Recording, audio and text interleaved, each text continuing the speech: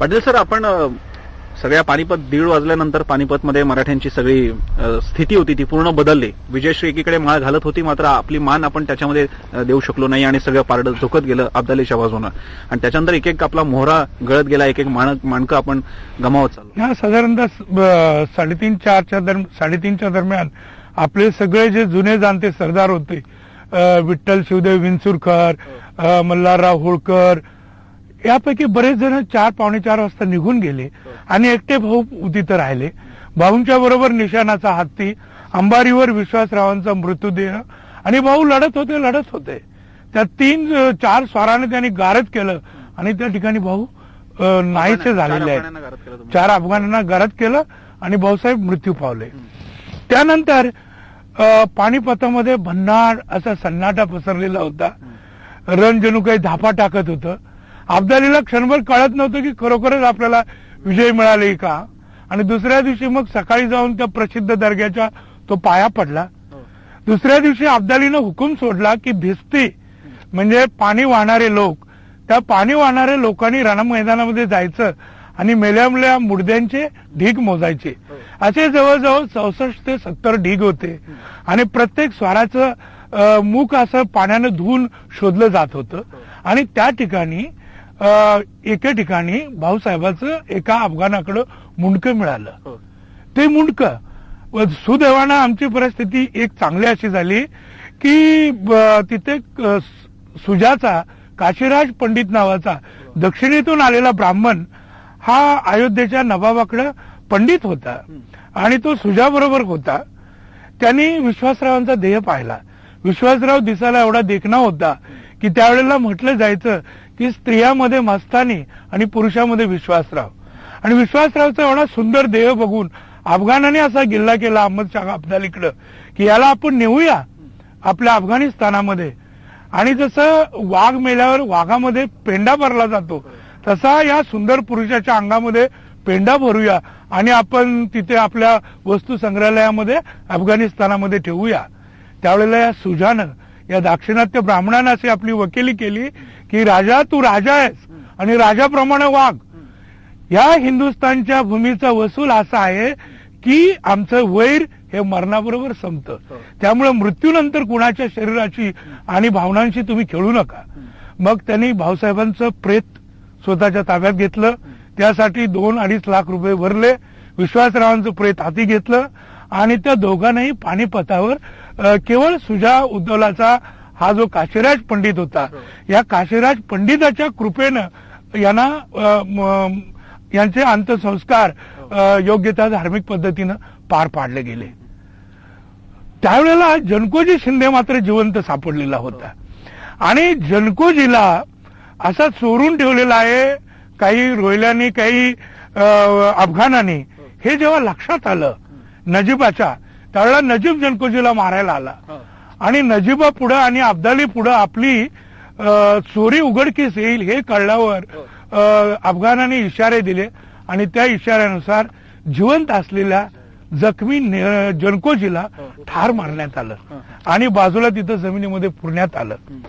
त्या ठिकाणी इब्राहिम खान गारदी होता जो पानिपतामध्ये जखमी झालेला. जवळजवळ 100-200 जखमा त्याच्या अंगावर होत्या. पाय मोडलेला होता. मुलगा मेला, जावई मेला, भाऊ मेला, आपलं सगळं सैन्य मेलं. असं गारद्यांची पूर्ण पारद ही पानिपताच्या रणमैदानात झालेली होती.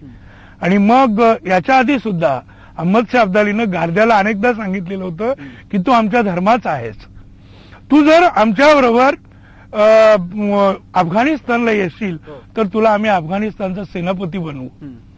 आणि या युद्धानंतर ज्या वेळेला आपल्या डेऱ्यामध्ये अहमद शाह अब्दालीनं इब्राहिम खान गारदीला बोलवलं आणि त्याचा तो सगळा नूर नखरा या जखमी अवस्थेतला सुद्धा पाहिला आणि पुन्हा त्याला सांगितलं की बघ इब्राहिम, अरे अजून सुद्धा पेशव्यावरची भिंत सेनापती म्हणून तुझा स्वीकार करायला, तुला लावून मुजरा करायला तयार आहे. आमचे धमधमे तुझ्या पाठीशी आम्ही उभे करू, तू ये आणि आमचा सेनापती हो. त्यावेळेला या इब्राहिम खान गारदीनं उत्तर दिलेलं आहे ते बाणेदार आहे. तो म्हणाला की आलमपणा, अंगावरच्या वस्त्रासारखं इमान आम्हाला कधीही बदलता येत नाही. मी दक्षिणेतून पानिपताकडे निघताना भाऊसाहेबांना बोललो होतो की भाऊसाहेब आम्ही पायाने चालणार, तुम्ही घोड्याने चालणार. आमचं काय त्यावेळेला भाऊसाहेबांनी सांगितलेलं होतं की तुमच्या बरोबर मातीमध्ये गाडून उभे राहू. आणि इथं पानिपतावर आल्यावर माझा धनी माझ्यासाठी मातीमध्ये गाडून उभा राहिला. पळून जाण्याची संधी असताना सुद्धा पळाला नाही, रणाला भिडला आणि वचनासाठी तो मरण पावला. त्यामुळे त्या माणसाचं वचन तोडून मी तुमच्या सैन्यामध्ये सामील व्हायचा काही कारणच पडत नाही आणि मी तुम्हाला सामील होणार नाही. आणि मग अहमद शाह अब्दालीने सांगितलं की ठीक आहे वीरमित्रा, तुला मी जीवदान देतो, तू जाऊ शकतोस तुझ्या मुलकामध्ये, असं म्हणून त्याला सोडून दिला.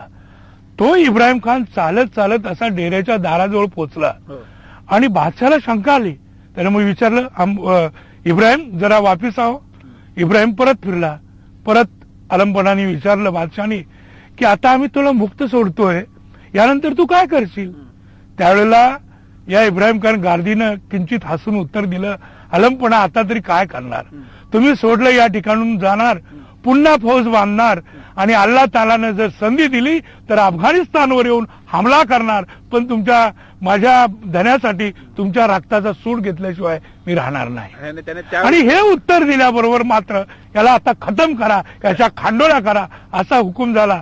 आणि इब्राहिम खान गार्दीच्या अनेक खांडोळ्या करून घारी गिधाडांसमोर त्याचं रक्त मांस असं पानिपताच्या बाहेर मैदानात फेकून देण्यात आलं. हा तोच महाराष्ट्र धर्म शिवरायांनी दाखवलेला कदाचित की ज्याच्यामुळे धर्माची नाही, पण याच्यामध्ये शेवटी पानिपतला जिंकलं कोण आणि हारलं कोण? पानिपत झालं हिंदुस्थानच्या गादीसाठी, म्हणजे दिल्लीच्या गादीसाठी. परंतु अहमद शाह अब्दालीनं मराठ्यांपुढं एवढी हाय खाली होती, हार जरी खाली नसली तरी हाय खाली होती की पानिपतावरून तो दिल्लीला गेला नाही किंवा दिल्लीची गादी त्यानं घेतली नाही. तो इथून जो गेला अफगाणिस्तानात पुन्हा तो परत आला नाही. त्याच्या आधी 2-3 वेळा हिंदुस्थानवर स्वारी करून अहमद शाह अब्दाली आलेला होता, पण पानिपतानंतर मात्र हिची एवढी त्यांनी धास्ती खाली होती की तो पुन्हा इथं आला नाही.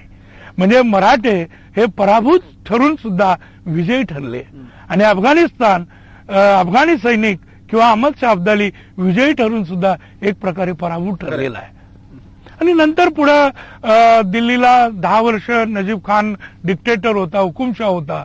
आणि नजीबाचा काळ संपल्यानंतर पानिपतातून ज्यांच्या पायाला तलवार लागलेली तो 17 वर्षाचा महादजी शिंदे इथून निघून गेला आणि नंतर मोठा सेनापती बनला.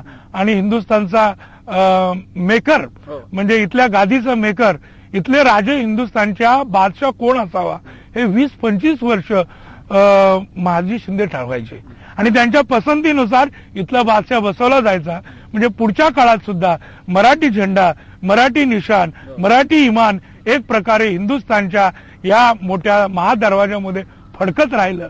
हा आपल्या मातीचा गौरवी इतिहास आहे.